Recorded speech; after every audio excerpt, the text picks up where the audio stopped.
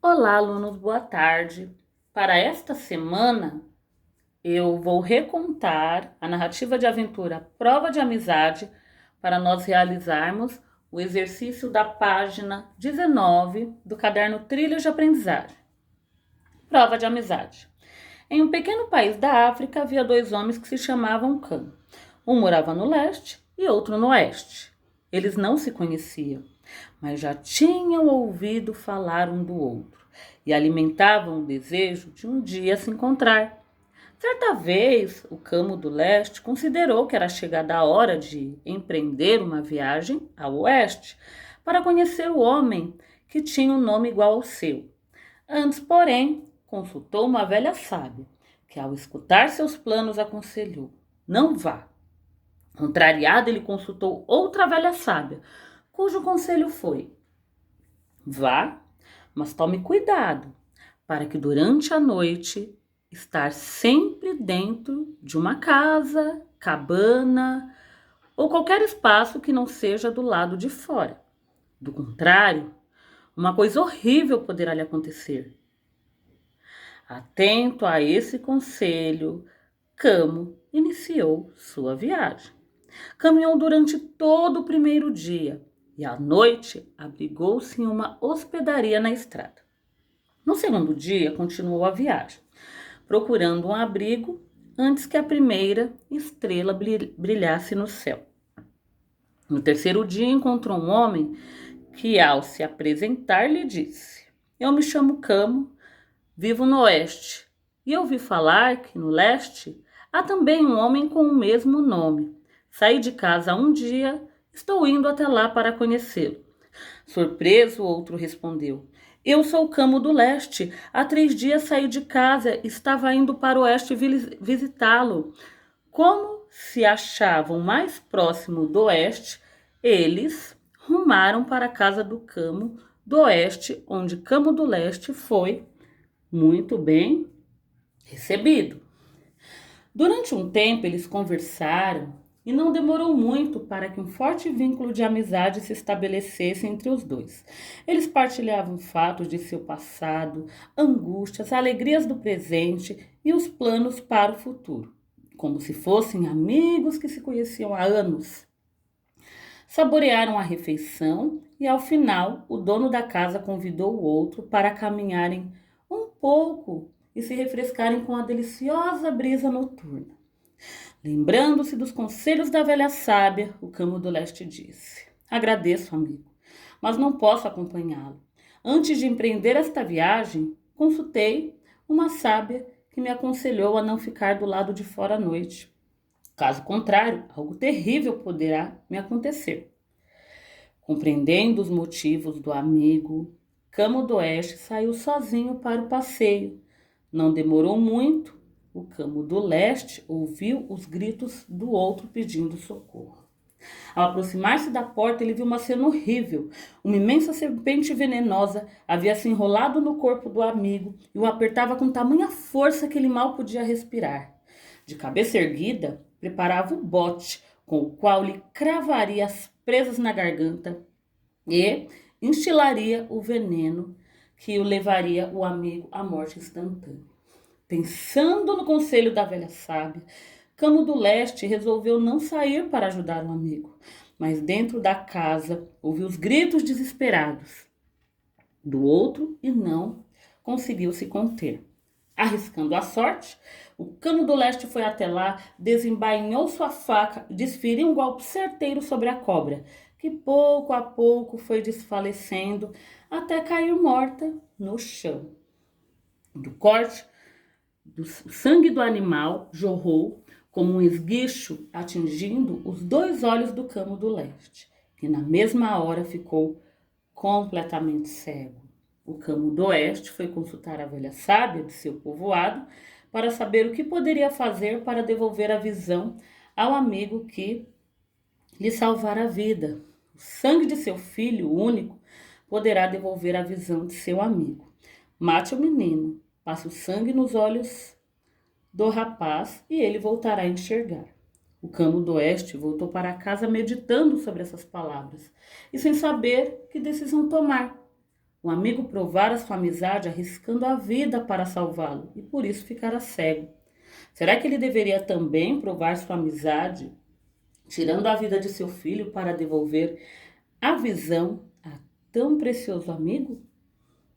Esse é um conto africano do autor Andy Rubinstein. Na página 19, do exercício L ao Q, o exercício L, ele fala, ainda sobre o trecho arriscando a sorte, o Camo do Oeste foi até lá, desembainhou sua faca e desferiu um golpe certeiro sobre a cobra. A palavra lá faz referência. Então, o que vocês têm que observar? Arriscando a sorte, o Camo do Leste estava em casa e o amigo estava do lado de fora em perigo. Então, o Camo do Leste foi até lá. Esse lá refere-se ao lugar em que acontecia o conflito entre Camo do Oeste e a cobra, ao conselho da velha sábia para ele não sair de casa, ou à casa do Camo do Oeste. Então, ele foi até lá. O lá indica um lugar. Que lugar é esse? Vocês vão colocar um X na alternativa que vocês acharem correta. Só observar a leitura da história. Observe os verbos. Os verbos são palavras que indicam ações. E eles estão muito presentes na narrativa de aventura, por causa das ações dos personagens. Para que a história continue, para dar mais ação à história. Então, vocês têm que analisar o trecho, né? Arriscando a sorte, o Camo do Oeste foi até lá, desembainhou sua faca e desferiu um golpe certeiro sobre a cobra. Então ele foi, né? Ele correu, andou, aí desembainhou, né? Aquela ação de tirar a faca e desferiu. Ele deu um golpe ali, certeiro na serpente. Em que tempo verbal esses verbos se encontram?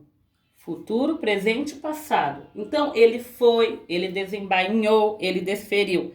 É futuro, algo que acontecerá. É presente, está acontecendo naquele momento. Está acontecendo no momento. Ou está no passado. É algo que já aconteceu e alguém está contando esse acontecimento. Letra N. Retire do conto Prova de Amizade um trecho que comprove o uso dos verbos no tempo que você escolheu na questão anterior. Então, se vocês observarem no texto, eu tenho verbos no presente, no passado e no futuro. Os verbos no passado, eles vão indicar aquilo que já aconteceu. Os verbos no presente são as ações que ocorrem naquele momento.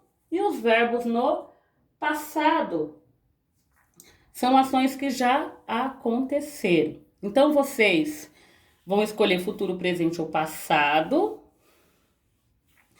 na questão M. E na questão N, vocês vão lá no texto procurar outro trecho em que os verbos estejam no tempo que você escolheu anteriormente. Você pode escolher um trechinho, uma frase apenas, um trechinho curto para indicar o tempo verbal da história.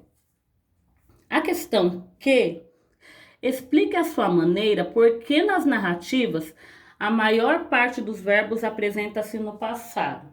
Então vocês sabem, quando nós estudamos os elementos da narrativa, quando nós falamos do narrador, quando nós íamos pesquisar o foco narrativo, se o narrador era em primeira ou terceira pessoa, o que eu pedia para vocês observar? Observar os trechos em que o narrador estava falando. Então, eu não poderia pegar trechos que tinham travessão, porque os trechos que têm travessão, a pessoa está contando a história, e aí ela reproduz a fala do personagem naquele momento, e aí você pode ver verbos no presente ou no futuro. Então, para identificar o foco narrativo se é em primeira ou terceira pessoa, vocês têm que ler os trechos em que não há presença do travessão nem das aspas. Ou seja, aqueles trechos em que o narrador esteja contando a história E aí ele pode ser personagem ou não. Então você vai ter que explicar por quê que você acha que a maior parte dos verbos, das ações na narrativa acontece no passado. Daí vocês vão falar, é porque é algo que já aconteceu e alguém está contando? É algo que irá acontecer e alguém está contando? É algo que acontece nesse momento e tem alguém contando? Por que que você acha que a maior parte dos verbos nas histórias, nos contos, nas narrativas que nós lemos, porque a maior parte dos verbos estão no passado? A letra P, observa o trecho. Antes, porém, consultou uma velha sábia cujo conselho foi: as autoras do conto utilizaram a expressão em destaque com a intenção de tanto o Camo do Leste quanto o Camo do Oeste, eles vão consultar a velha sábia. Geralmente, quando nós assistimos filmes ou lemos alguns contos de aventura, muitas vezes eles vão consultar alguém mais velho, alguém mais sábio, né, para que dê algum conselho, ou vão consultar um oráculo, né, para que ele possa também aconselhar. No caso desse conto, que faz parte da tradição africana, ambos os Camos eles foram consultar a velha sábia. Um consultou duas, o outro consultou uma. Esse trecho em destaque, velha sábia, ele quer mostrar o quê? Você acha que o conto desvaloriza as pessoas idosas, por isso a palavra velha? Ou você acha que quando nas narrativas de aventura os personagens eles consultam alguém, no caso desse conto, eles consultam a velha sábia, eles querem valorizar a sabedoria das pessoas mais velhas, retratando no conto quanto os países do continente africano valorizam os idosos. Então eles estão desmerecendo ou eles estão valorizando? Valorizando ou desvalorizando a velha sábia? No caso, que é a personagem que aparece no texto. Na questão Q, ainda analisando o termo velha sábia, é correto afirmar que, de acordo com o seu sentido, adquirimos sabedoria com o passar do tempo? Justifique sua resposta. Por que velha sábia? Por que eles consultaram uma velha sábia? Uma pessoa que é velha, sábia,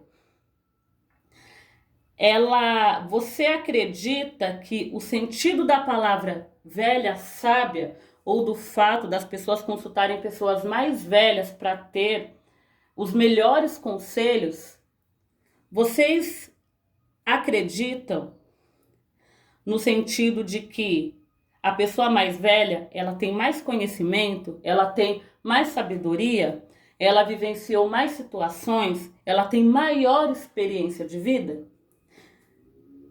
Então, vocês têm que pôr se vocês concordam ou não com essa afirmação e vai colocar o porquê você concorda ou não com ela. Então, pensem assim nas pessoas mais velhas da sua casa ou pense mesmo na própria escola, nas pessoas que estão lá ensinando vocês. Elas são mais novas ou mais velhas? As pessoas que estão na sua casa, que são mais velhas, vocês percebem que elas têm um conhecimento de vida, um conhecimento de mundo diferente do seu? Observe isso em relação às pessoas da sua convivência. Por hoje é só. Eu espero que vocês estejam bem. Eu desejo que vocês tenham uma ótima tarde. Quaisquer dúvida, perguntem. Na semana que vem, eu postarei a atividade da página 20 e na semana posterior eu postarei um material com a correção de todas as atividades em relação a esse conto. Tenha uma boa tarde.